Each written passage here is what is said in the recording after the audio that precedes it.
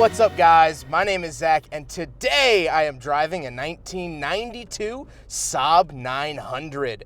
Up front is a 2.1 liter inline 4, and down below is a 5-speed manual transmission. Now, I am super excited to be driving this Saab 900 for one main reason. I've only ever driven one other Saab product. It was a later model with a lot of GM influence.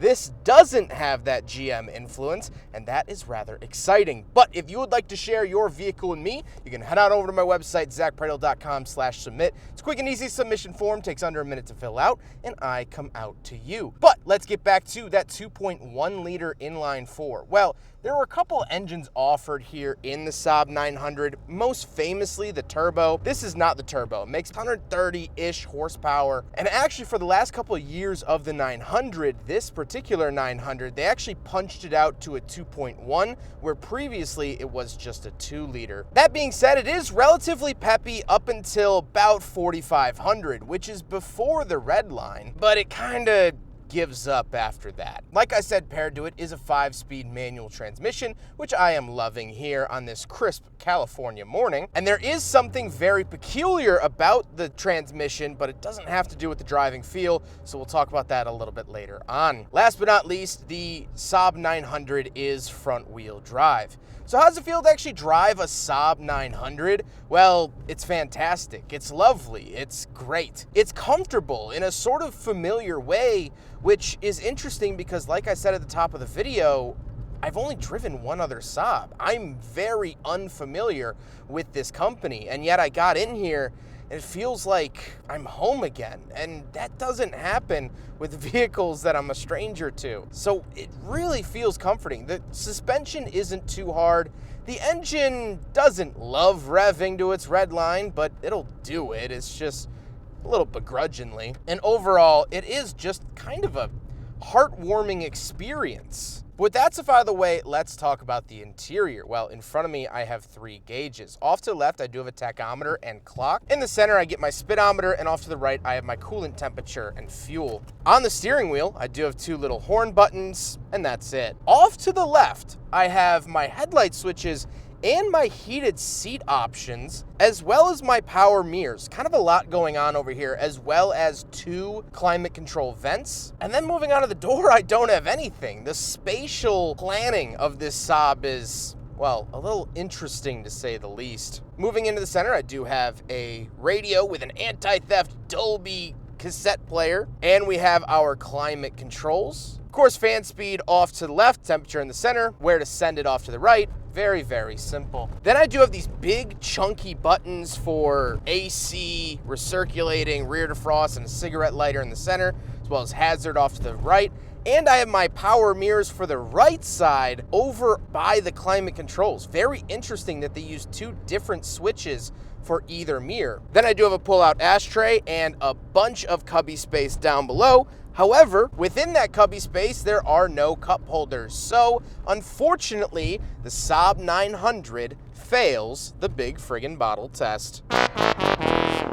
Then we do have the shifter. The shifter feels good. It's a fun driving experience. But here's where the interestingness comes in.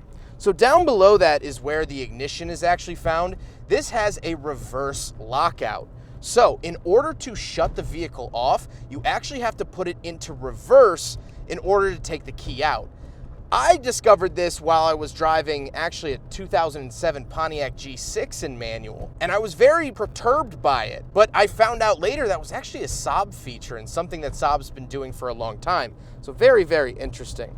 I do also have a light switch down here and my window switches and of course that ignition, making it pretty complete. The seats are incredibly comfortable. Not only are they cushy and they have this nice 90s light fun material, but just the seating position really suits me. And I think that's what really helps sell that this was kind of a comfortable car seemingly made for me. However, speaking of seats, we do have back seats, so let's go do a back seat review. So, in the back of the Saab 900, and that comfiness from the front carries on back here. The seats are nice and cushy, headroom good, knee room good, although this is a 2-door, I actually fit back here, which isn't very easy to say. I do get a little center console, it's just a big foam brick to rest my arm on.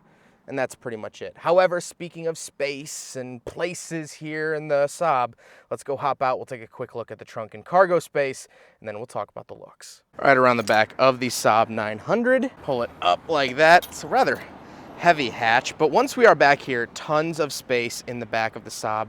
Really, really love that. You can come down here, you do get a spare tire, and that is actually your toolkit. So most European cars of the era came with their own toolkits, which is really nice to see. But pull this privacy cover up, that is plenty of space. I could sleep back here rather comfortably. I won't today, but I definitely could. So love that about the back of the Saab 900. Now we gotta talk about the looks, and of course I love the look of this Saab 900. I think it's so unique, so special, and just doesn't really look like anything produced today. I know Saab isn't produced today at all, but it's just very interesting to look at. I love how angular it is. It looks like it would fit in the 90s and the 80s, and just, I don't know, it's just fun to be driving a Saab. Something weird with the exterior is that the hood actually opens up like a clamshell, which we don't really see much of anymore. With all of that being said, let's get on to my final thoughts. What do I think driving a Saab 900 from 1992? Well, first of all, this is incredibly cool. I'm always happy and excited to be driving a new, not genre, but a new style of car. My biggest takeaway from this Saab 900 has really been the comfort level it's given me in the short amount of time that I've been driving it. There's just something that feels right about this Saab. And I think that kind of plays into the sort of school teacher agenda that gets pushed onto Saabs, like, oh, you know, an English professor's car, which, funny enough, this actually was a college professor's car back in the 90s, so this fits that bill quite perfectly. I feel like I'm sitting in a professor's office hours, going after school, a time and place where things don't really make sense. It feels like a pause menu of a video game. If you've ever gone to a dean or gone to see a professor after class and you see their office and they have all these trinkets from around the world, they have all these books, it's disheveled, or maybe it's squeaky clean, and you sit in these big comfy chairs and they go, all right, let's talk about your capstone project. Let's talk about your thesis. And it's a weird sort of laid back, relaxed version of the professor. They're not yelling at 100 students. They're just casually chatting to you. That's how it feels in here. That's how this car drives and operates. All the other cars I've driven are loud, shouty, brash, in your face, boom, boom, gear change, rah, rah. But this sits you down and says, hey, how are you enjoying class? What's going on for you? How's your thesis coming along? Let's chat about that. Is there anything I can do for you? Is it making sense? Do you want to go over the notes again? That's the sort of warm feeling that I get from this, where life isn't so hectic and crazy. I'm not jotting down notes at 1,000,000 miles a second. It's just there, and it's working.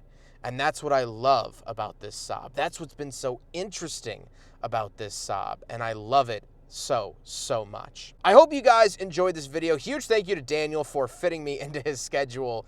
It was kind of hectic to find time to do this review, but I'm so thankful I was able to. Daniel's been awesome to work with, such a swell guy, and I was so thankful we were able to do this here in Southern California. But I hope you guys enjoyed the video. Don't forget to rate the video, comment on the video, and subscribe if you really liked it. Take care, guys.